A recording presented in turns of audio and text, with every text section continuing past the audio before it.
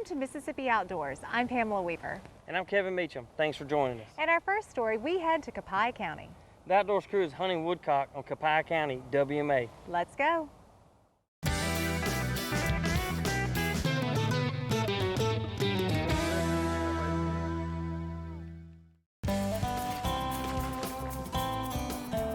Excellent. She's looking for direction. Woodcock! Dead. Here we go. All right. We'll get another one. Good job. Today we're here on Copiah Wildlife Management Area. We're going to be doing a little wild bird hunt, primarily focusing on woodcock. If we get really lucky, we may pick up a covey or two of wild quail. So we've got Josh Carver here with us and Andy Wyke from the Rough Grouse Society, and we're looking forward to it. Hopefully we're going to get into a lot of birds. My dog is an English setter. She's 8 years old, and we're primarily hunter on woodcock. So she's pretty seasoned with this, so we'll see how she does today. Woodcock hunting is not really, I would certainly not call it popular here in the South, and I honestly can't understand why not. To me, it's one of the best kept secrets in Mississippi. It's a great opportunity to get into upland bird hunting, kind of have that lifestyle, having a bird dog, you know, just like the old timers used to do when we had a lot of quail. You know, you can have that. You can have that with wild birds, and woodcock's kind of the gateway to get into that. So I don't really run into that many people doing it. There are a few hardcore folks, and I think we've all kind of met one another because we usually bump into one another a couple of times a year on different places. But it's certainly not something that's popular, but it's a great opportunity that we have here in Mississippi. And you know, Mississippi is kind of just like with waterfowl. We're at the very tail end of the funnel. So almost every bird in North America is going to be flying down to Mississippi or Louisiana or East Texas to spend the winter. So we're kind of in the bullseye of where all of these woodcock are coming to. And so they're relatively abundant in the wintertime. If you find the right kind of cover, you're going to find a good number of birds, certainly enough birds to have a good hunt and to justify having a bird dog, which is really the reason I got into it to begin with.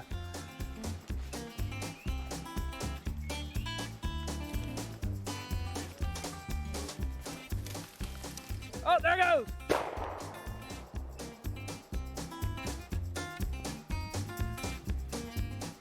That was Josh. A miss. I'm over. Let's find another. All right, we may can pick it back up. Big part of it is I'm a dog guy, so, and you don't have to have a dog to hunt woodcock, but it certainly helps. When you drop a bird in some of the tangles that we hunt in, it can be hard to find them, and the dog takes care of that. And of course, just finding the birds to begin with to flush them up. These birds hold so tight you could walk right past them and not see them. They're camouflaged, they blend right in.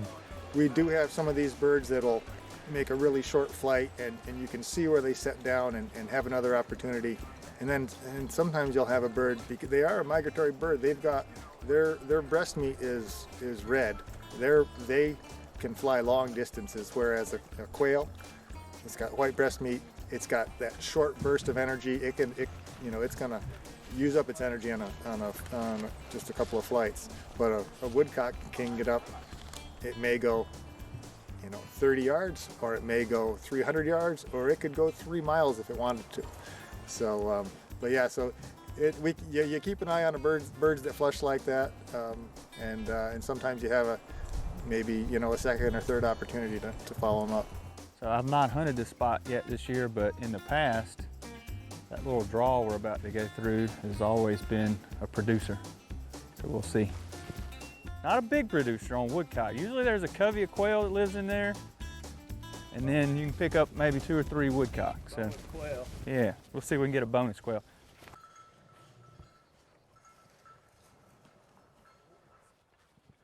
In here.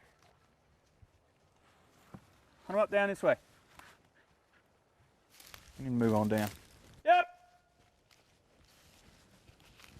Whatever was here is not here now. It was a nice cool morning this morning, but it was clear and it dried off pretty quickly and warmed up. But We started off in one spot, didn't find a whole lot, found a couple of birds, and the conditions were getting a little bit warm and dry, so we moved to this other spot that on the other part of the wildlife management area, and it was pine land. It was pretty thick. And it had some good moisture in there too. So they had fantastic cover. It was a little hard getting through. Ah, woodcock! Ooh. Birds up ahead. Easy. Isis. You should be just about on it. Whoa, whoa! Did. Good girl. Good girl. There you go.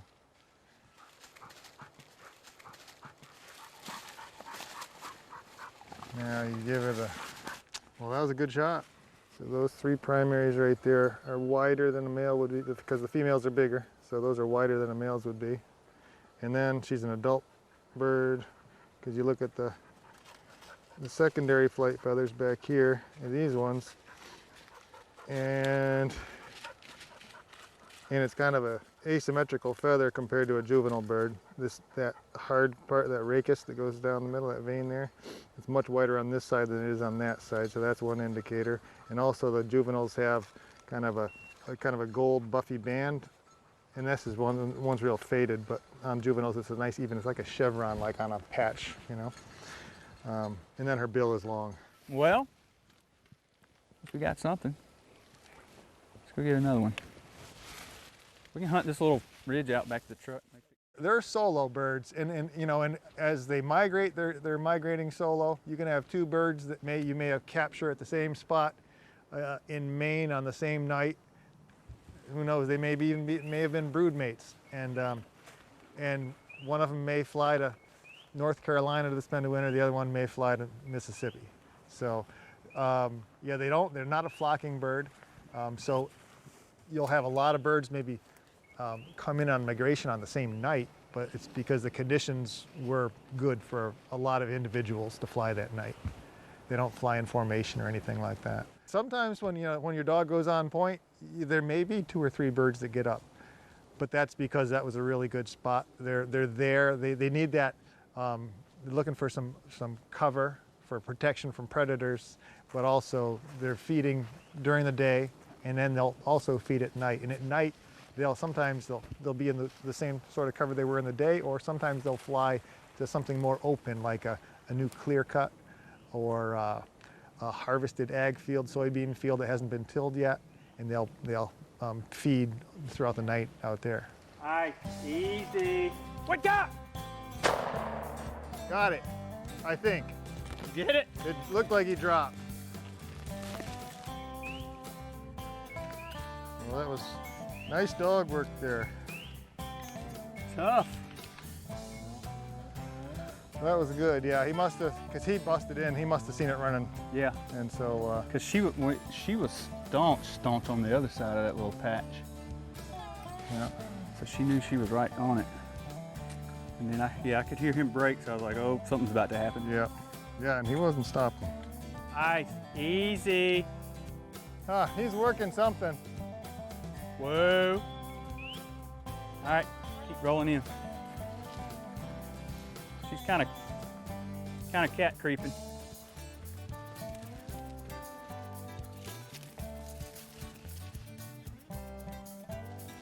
Find a bird, bro. Dog's on point, 66 yards, through the briar. Tally ho.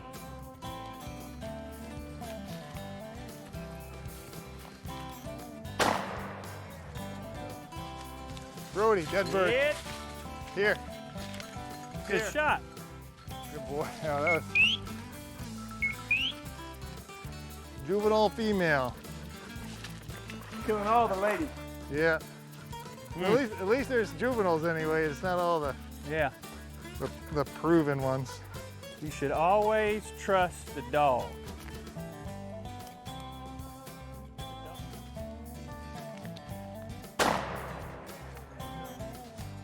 Brody, dead bird. Hit. We're in like Woodcock Central. Close in Woodcock. on. Down, right to the left of that tree. Down? Yeah, oh yeah. You see the feathers? Oh yeah. Got another one. Dead bird. That's a nice bird, another adult female. She's a beaut. So you got your 3 then, huh? Is that me? I don't know. I don't know. I put in a shot. Did you put in a No, I shot? didn't shoot. I put in a shot. That's a team bird. We'll keep you shooting. I definitely laid that one down. Yeah. So we started off at a couple other places. It was kind of slow. I've hunted this WMA a pretty good bit, several times already this year, but the spot that we kind of had last on the menu, I've never hunted before. First time ever being in here.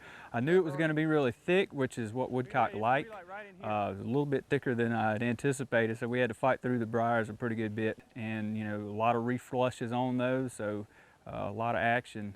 Good dog work. I think both dogs worked really well all day. Didn't bump any birds. So yeah, it was an awesome day. Did a pretty good bit of shooting. Shooting wasn't always great, but you know, that's the way it goes. But you know, being able to move that many wild birds is a great day in Mississippi, following a bird dog around. So it was awesome. I'm tickled. Last day of the woodcock season. I guess we'll see them again next year. So that's wild bird hunting on public land in Mississippi.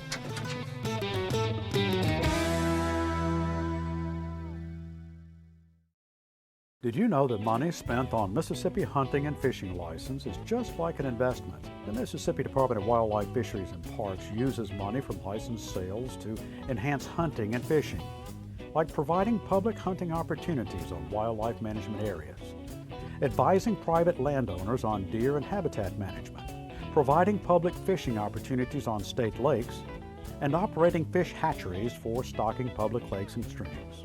So make an investment in the great outdoors. Buy your Mississippi hunting and fishing license today.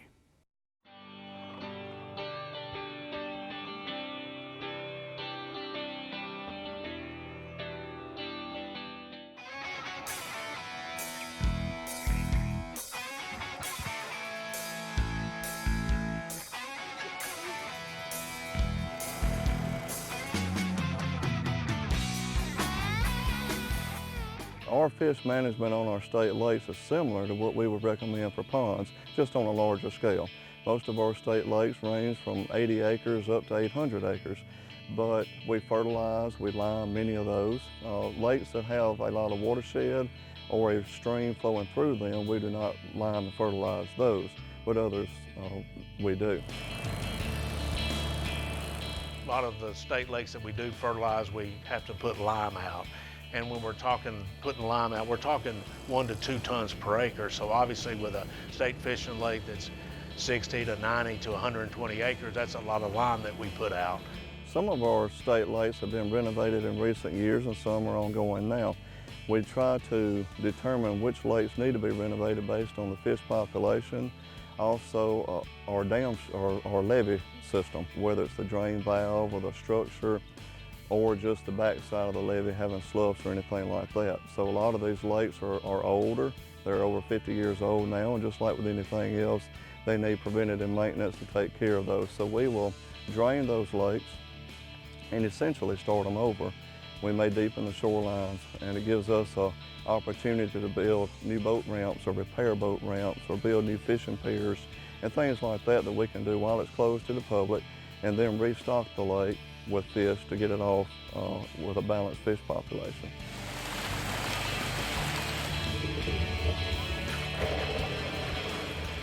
Lake Mary Crawford was opened in 1959. The lake is 128 acres. We have 4 wooden fishing piers. Since we've renovated, we have built 8 earthly piers for more bank fishermen. When we get ready to open back up, it should be no problem. The bluegill, we built new beds. We built 4 new beds and they started bedding. The brim, the catfish, when they bring the cats, the bass, everything, it ought to be a good fishing lake once we open back up. When we restock it, it allows us to kind of rejuvenate the fishery. And like I said, we get really, have some tremendous growth from the largemouth bass that we initially stocked, and really good fishing in the lake.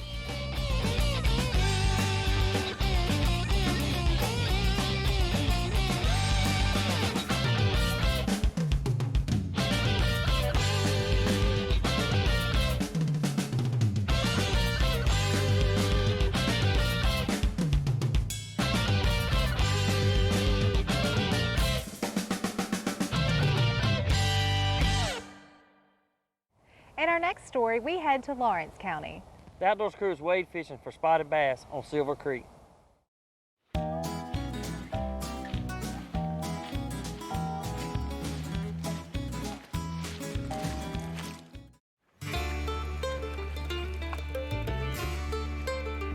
It's a bigger fish. And a spinnerbait just flew by my head. Well, I got some depth out there. Today we're on Mississippi Outdoors trying our luck on some spotted bass. We're south of Monticello. We're doing a little different fishing, not your average fishing. We'll be out here wading in this little creek. Fishing with us today, head of fisheries, the director Larry Pugh, and biologist Dustin Rogers. Larry, can you tell us a little bit about the creek we're fishing in? Silver Creek is a tributary of the Pearl River, and Mississippi is fortunate to have lots and lots of streams and small rivers that are just like this one, that you can get out, you can wade, you can keep things simple. We've got one pole, this is an ultralight. Get out here, get in the creek, and catch a lot of spotted bass. I look forward to spending the day with y'all. It is pretty cold. It's actually about 58 degrees out here right now, and here we are wading around the creek.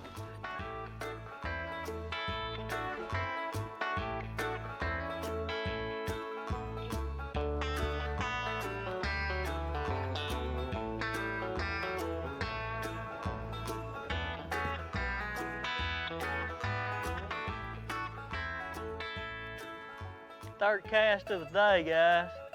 Is that a good sign? This is what we plan on catching all day today. These are spotted bass. A lot of people call them Kentuckies. Streams, rivers, just a neat little fish to catch. And if you put your finger right there on its tongue, you'll feel a tooth patch. They'll have spots on along their belly, right through here. And you know, for what we're going to be doing today, this is an average size fish, and with the right tackle, we're going to have a lot of fun today.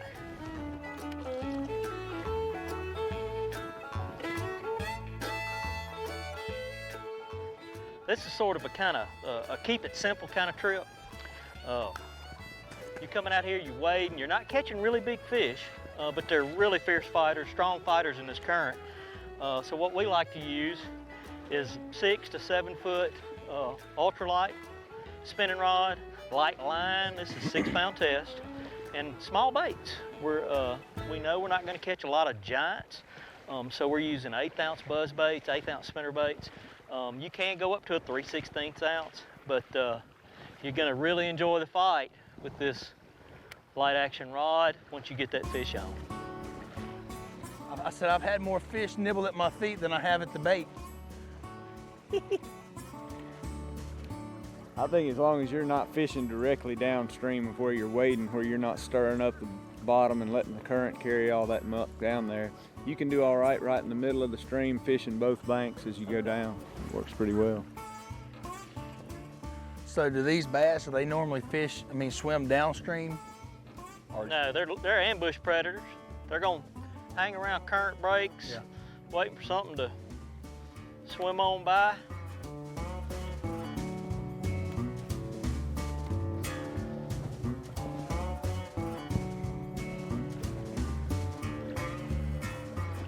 Another spotted bass, what we talked about, got a tooth patch, feel it? You know, not a giant fish, but considering, you know, we've waded up just a 1/4 mile on these light action tackle. Great option for folks to come try to fish. Ooh. Oh. Oh no.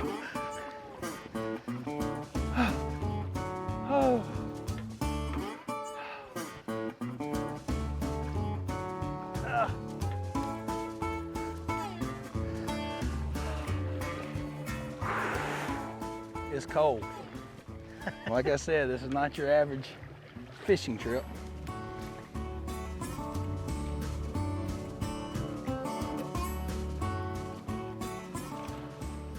Uh-oh, this could be bad.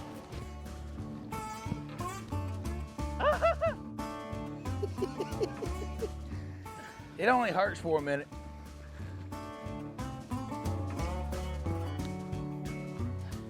You know, based on what we've seen today, what Dustin told us earlier, I think it's always this clear. Certainly a big rain event up in the watershed would probably muddy it up.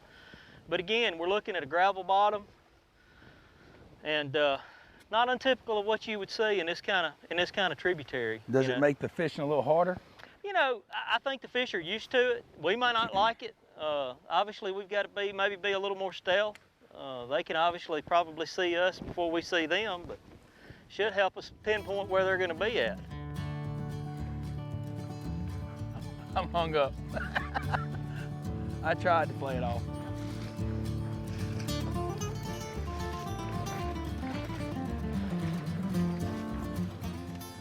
Today I'm fishing with this little 1/8 ounce spinnerbait.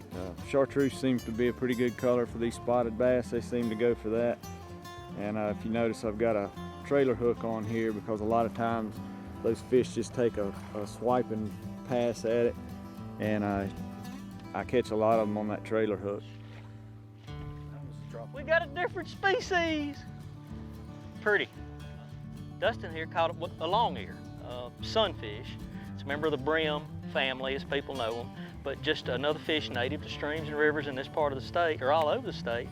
And colorful fish, as you can see, this is probably a male. It's got a long tab up here, some orange margins on its fins, just a little cyan blue on its mouth. Just a really neat sunfish. A lot of people in South Mississippi actually like to catch them, keep them, and eat them. But just another stream fish that you can encounter out here while you're fishing. Look at there. There's a fish over there. I didn't get skunked today, boys. Sir, skunk a lot. What surprises a lot of folks, and we know this from a lot of the work that our staff have done, is that these fish are slow growing. They're long-lived fish. So people might think, oh, he caught a yearling. No, this probably isn't a yearling bass. This fish is probably 2 to 3 years old. They're just a slow growing, really neat stream fish. There you go. Yeah. This was a fighter. Right off that log. It's a bigger fish. Trophy.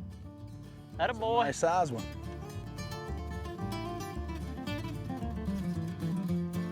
What is it? Sasquatch footprints. Big Sasquatch. Did you look at that? That's what I get. I can't believe Randy left that fish back there.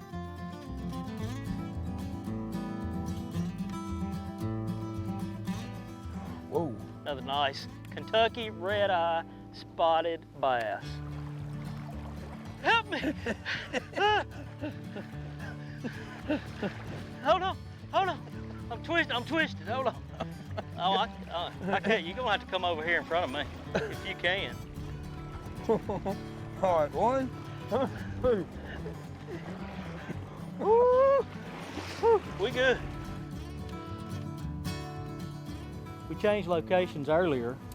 We left Silver Creek and we came down here to Copiah Creek, started wading down Copiah Creek, and rounded the bend, and lo and behold, there's the pearl. nice fish.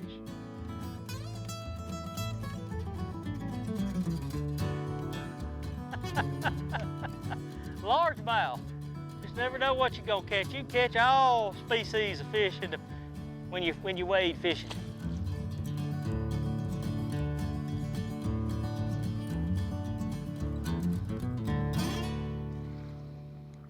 Nice fish.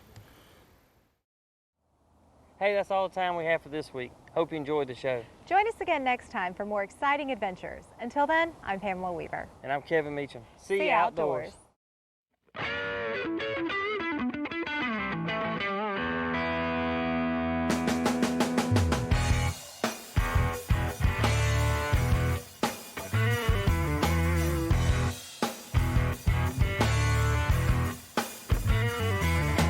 Riding through the bayou, headed for the sky blue, back out on the trail again and again.